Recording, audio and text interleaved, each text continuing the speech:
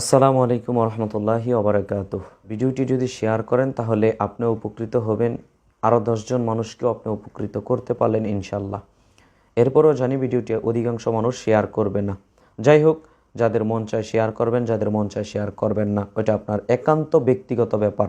তবে আমি গুরুত্বপূর্ণ একটা হাদিস সংক্ষিপ্তভাবে আপনার সামনে আমি শেয়ার করি।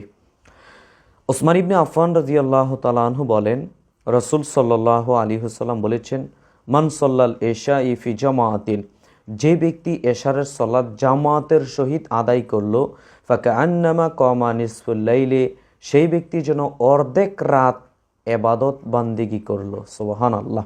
যে হাদিসটি পেয়ে যাবেন মুসলিম, তিরমিজিতে পেয়ে যাবেন হাদিস নাম্বার 221, আবু দাউদের হাদিস নাম্বার হচ্ছে 555।